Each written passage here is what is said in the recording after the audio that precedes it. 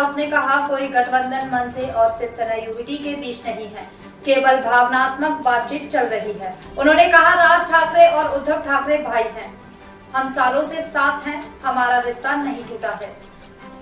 गठबंधन के बारे में दोनों भाई फैसला करेंगे। हमने उद्धव जी की बात मान ली है।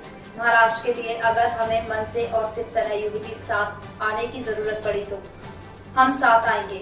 उद्धव जी ने कभी किसी नियम और शर्तों के बारे में बात नहीं की। उद्धव जी ने कहा कि कुछ दल हैं जो महाराष्ट्र के हितैषी होने का दावा करते हैं, लेकिन वे महाराष्ट्र के दुश्मन हैं। उन्होंने महाराष्ट्र के गौरव पर हमला करने के लिए बाला साहेब की शिवसेना को तोड़ा और ऐसी पार्टियों से हमें कोई संबंध नहीं रखना चाहिए, तभी हम सच्चे राष्ट्रीयन हो सकते हैं।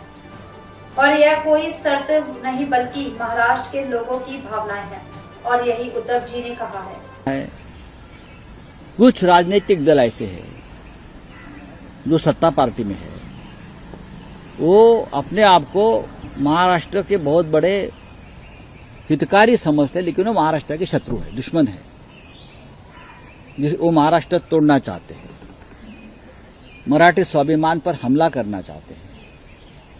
बाला साहब ठाकरे जी की शिवसेना इसलिए तोड़ी कि महाराष्ट्र स्वाभिमान को खत्म करे।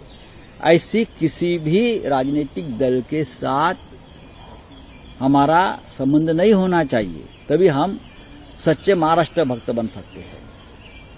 और ये कोई कंडीशन नहीं है ना, ये हमारे राज्य के लोगों की भावना है, यही व्यक्त की है और क्या है।